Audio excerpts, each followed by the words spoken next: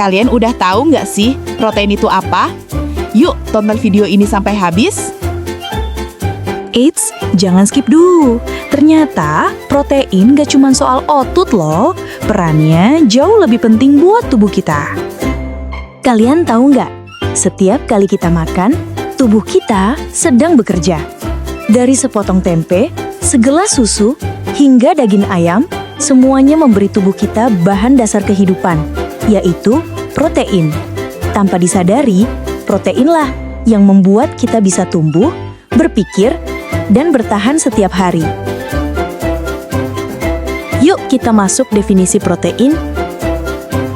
Protein berasal dari kata protos atau proteos yang artinya pertama atau utama. Protein merupakan komponen utama berbagai sel, baik manusia maupun hewan. Sel merupakan bahan penyusun tubuh, sehingga protein yang terdapat pada makanan berkhasiat sebagai zat terpenting dalam pembentukan dan pertumbuhan tubuh. Protein adalah zat gizi makro yang sangat esensial bagi tubuh manusia karena berbagai peran pentingnya dalam membangun, memelihara, dan memperbaiki jaringan tubuh. Ciri kimiawi dasar protein. Adapun ciri kimiawi dasar protein, 1. Komposisi unsur.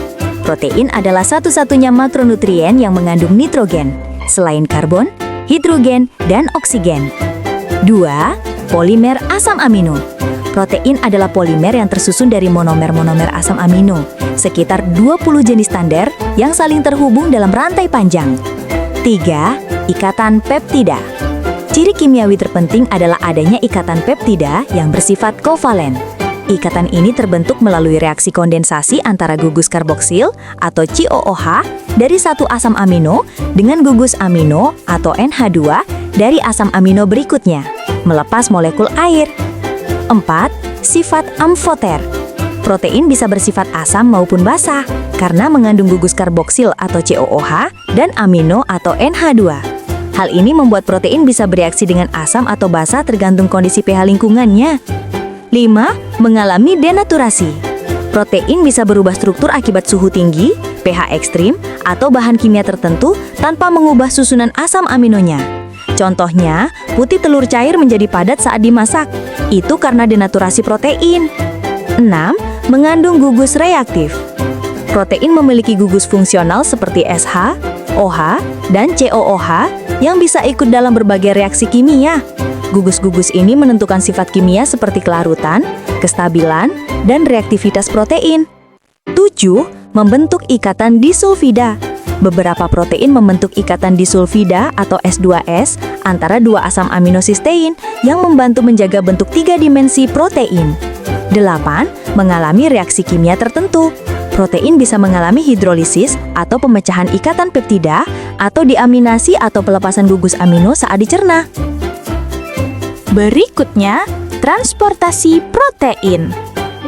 Protein dibuat di ribosom dan retikulum endoplasma, lalu dikirim ke badan Golgi untuk dimodifikasi dan dikemas. Dari sana, protein dibawa keluar sel lawat eksositosis untuk menjadi enzim dan hormon. Di hati, protein plasma seperti albumin dan globulin berperan mengangkut hormon, lemak, dan zat penting ke seluruh tubuh. Sementara itu, asam amino digunakan oleh sel dan organ seperti hati dan ginjal untuk pertumbuhan, perbaikan jaringan, atau diubah menjadi energi jika berlebih. Selanjutnya, utilisasi dan ekskresi. Setelah protein dipecah menjadi asam amino di usus halus, hasilnya diserap dan dialirkan ke hati sebagai pusat metabolisme. Jika asam amino berlebih, hati melakukan deaminasi, yaitu menghilangkan gugus amin atau NH2. Proses ini menghasilkan amonia yang bersifat racun, kemudian diubah menjadi urea agar aman bagi tubuh. Urea dibawa oleh darah ke ginjal untuk disaring, lalu dikeluarkan melalui urin. Proses ini disebut ekskresi protein, yaitu pembuangan sisa metabolisme agar tubuh bebas dari racun nitrogen. Proses utilisasi dan ekskresi ini membuat tubuh memanfaatkan protein sekaligus menjaga keseimbangan metabolisme. Kita lanjut ke klasifikasi protein. Berdasar sumber asal atau sumber penyusunnya, diketahui ada protein nabati dan protein hewani. 1. Protein hewani berasal dari jaringan hewan, seperti daging, ikan, telur, susu, yang mana mengandung asam amino lengkap. Contohnya, albumin pada telur, kasein pada susu, kolagen pada daging, dan miosin pada otot ikan. 2. Protein nabati berasal dari tumbuhan, seperti kacang-kacangan, biji-bijian, dan serealia. Contohnya, gluten pada gandum, zein pada jagung, dan legumin pada kedelai atau kacang tanah. Protein berdasarkan struktur molekulnya terdiri dari 4 macam, yaitu 1. Struktur primer utama. Struktur ini terdiri dari asam-asam amino yang dihubungkan satu sama lain secara kovalen melalui ikatan peptida. 2. Struktur sekunder.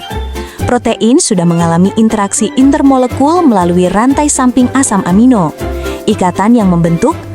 3. Struktur tersier. Terbentuk karena adanya pelipatan membentuk struktur yang kompleks. Pelipatan distabilkan oleh ikatan hidrogen, ikatan disulfida, interaksi ionik, ikatan hidrofobik, ikatan hidrofilik. 4. Struktur kuartener. Terbentuk dari beberapa bentuk tersier, dengan kata lain, multi-subunit. Interaksi intermolekul antar subunit protein ini membentuk struktur keempat atau kuartener. Protein juga dibagi menjadi 2 golongan utama berdasarkan bentuk dan sifat fisiknya. Yang pertama, protein globular, yaitu protein berbentuk bulat atau elips dengan rantai polipeptida yang berlipat.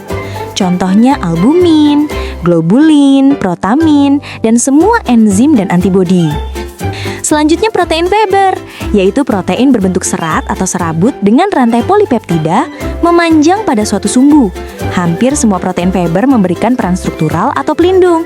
Contohnya keratin pada rambut, kolagen pada tulang rawan, dan fibroin pada sutra. Selanjutnya, fungsi protein pada tubuh. 1. Membangun dan memperbaiki jaringan tubuh. 2. Membentuk otot, kulit, rambut, dan organ. 3. Membentuk enzim dan hormon. 4. Mengatur reaksi kimia dan proses metabolisme tubuh. 5. Meningkatkan daya tahan tubuh. 6. Membentuk antibodi untuk melawan penyakit. 7. Sebagai alat transportasi zat gizi, misalnya hemoglobin mengangkut oksigen dalam darah. 8. Sumber energi cadangan. Jika karbohidrat dan lemak habis, protein diubah menjadi energi. Selanjutnya, proses pencernaan protein. Mulut dan kerongkongan. Pencernaan bersifat mekanik. Gigi menghancurkan makanan dan saliva melumasi agar mudah ditelan. Belum ada pencernaan kimiawi karena tidak ada enzim protease. Lambung, tempat awal pencernaan protein. Asam lambung atau HCl mengubah pepsinogen menjadi pepsin yang memecah protein menjadi pepton dan polipeptida. Usus halus, tahap pencernaan lanjut dan penyerapan. Enzim pankreas, tripsin, kimotripsin, elastase, karboksipeptidase menguraikan polipeptida menjadi asam amino, dipeptida dan tripeptida. Jonjot usus menyerap asam amino ke darah menuju hati dan seluruh tubuh. Usus besar dan anus, sisa protein difermentasi oleh bakteri menjadi amonia dan senyawa lain. Air diserap kembali, sisa padat menjadi feses, lalu dikeluarkan melalui anus. Lanjut, penyerapan protein. Enzim tripsin berperan penting dalam pencernaan protein dengan memecah ikatan peptida menjadi peptida dan asam amino.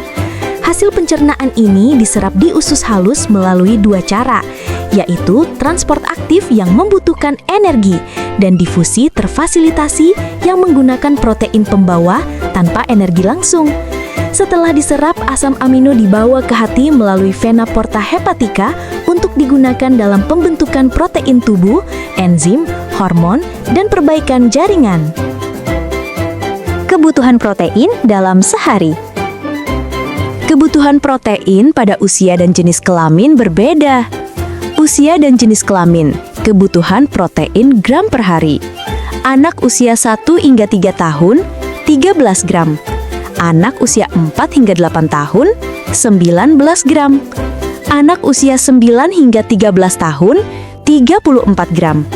Wanita remaja usia 14 hingga 18 tahun, 46 gram.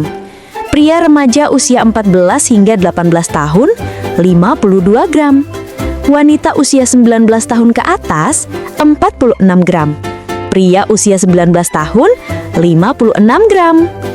Adapun usia 0 hingga 6 bulan, ASI eksklusif. Ada protein yang dibutuhkan 12 gram. Adapun usia 1 hingga 3 tahun, ada protein yang dibutuhkan 26 gram per hari.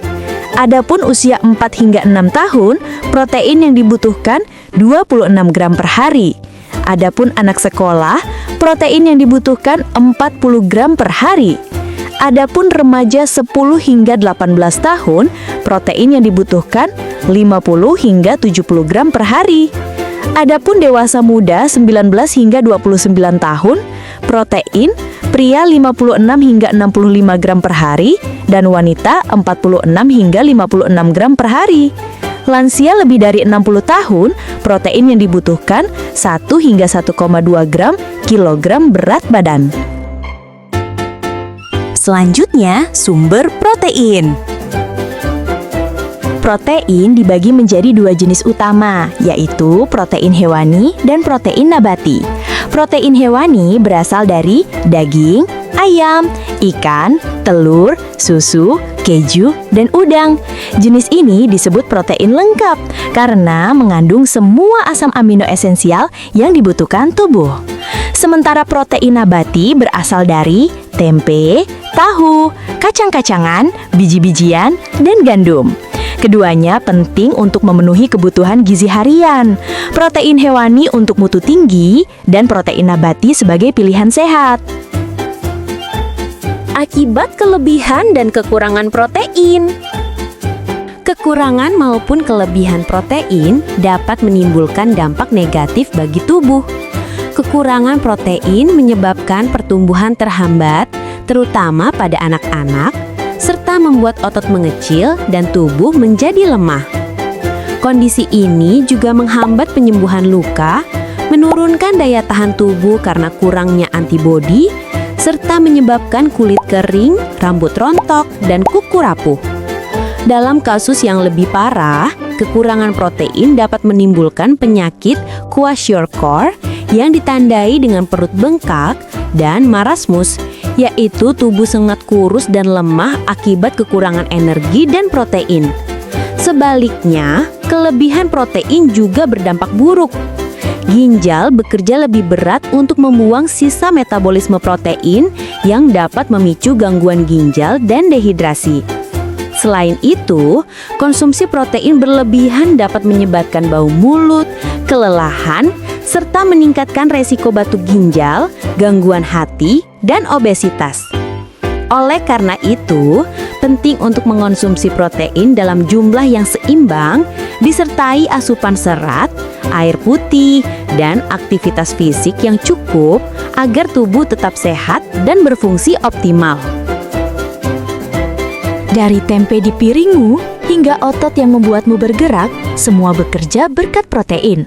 Teruslah belajar, teruslah tumbuh, karena ilmu dan kesehatan berjalan seiring. Terima kasih. Dadah.